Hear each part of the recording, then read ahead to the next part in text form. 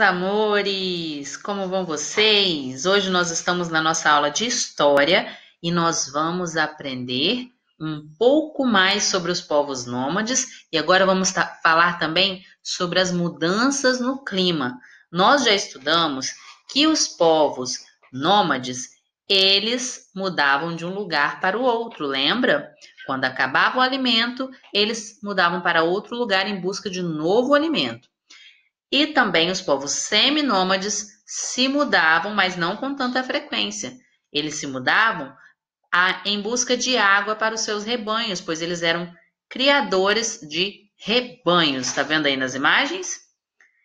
E aí, pessoal, vamos aprender hoje que mudanças são essas, ok? Existem ainda hoje lá na África, olha aí no mapa, esse que vocês estão vendo de verde, é o continente africano. E lá na África ainda existem em diferentes países outros povos nômades, além daqueles que nós já vimos nas nossas aulas. Lá na Somália, no Quênia, Níger, Etiópia e Sudão. Esses povos também criam rebanhos como forma de sobrevivência. Eles andam pelas terras acompanhando os períodos de chuva nas diferentes regiões desses países.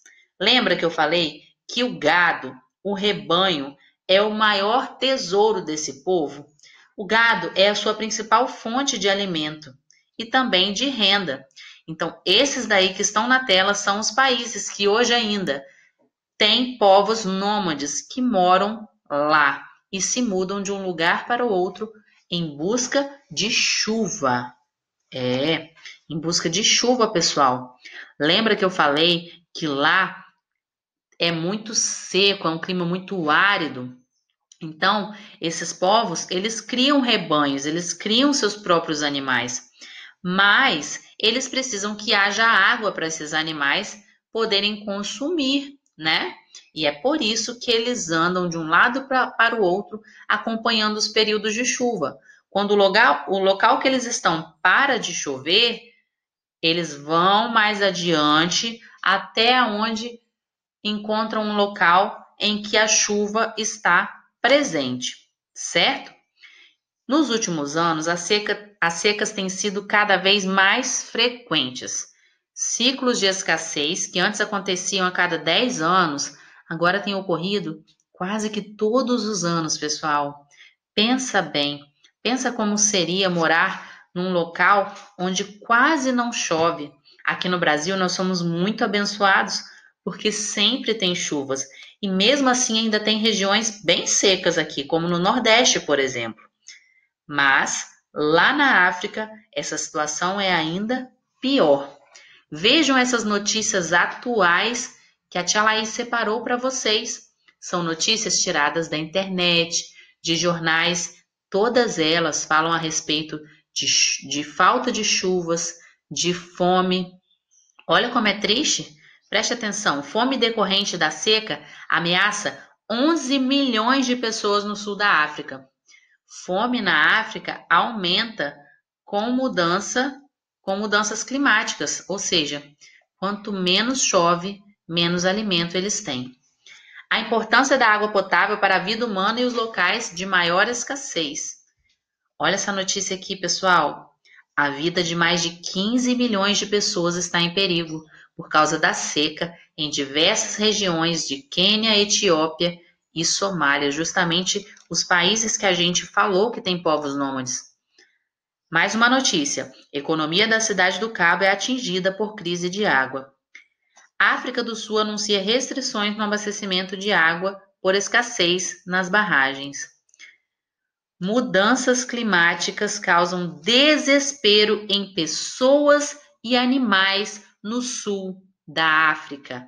Percebem a gravidade da situação, pessoal? A gravidade da falta de água em várias partes do mundo. Estamos falando apenas da África, mas essa é uma situação mundial. As mudanças climáticas têm prejudicado milhões e milhões de pessoas e também de animais, pois eles também precisam de água para sobreviver. Todos nós precisamos de água para sobreviver, não é mesmo? Olha que triste essa situação. Essas são as fontes de onde eu tirei essas notícias. Se vocês quiserem, vocês podem entrar para ver um pouco mais. E aí, pessoal, chegamos neste ponto: o aquecimento global e as mudanças climáticas. Os avanços tecnológicos que ocorrem desde a Revolução Industrial tornaram possível a invenção de máquinas e meios de transporte. Lembra que nós estudamos há um tempo atrás sobre a Revolução Industrial, sobre a criação das máquinas a vapor, e aí cada vez as máquinas ficaram mais rápidas e essas máquinas elas soltam poluentes no ar. Então prestem atenção. Muitas dessas máquinas para funcionar usavam energia produzida pelo carvão e pelo petróleo. Isso fez com que essas matérias-primas passassem a ser altamente exploradas, causando poluição e degradação da natureza. É isso daí. É isso que eu acabei de dizer. As consequências disso passou a acontecer uma maior exploração de matéria-prima, causando a poluição e a degradação da natureza. E aí, sabe o que aconteceu? A temperatura da Terra aumentou, houve derretimento do gelo, dos polos.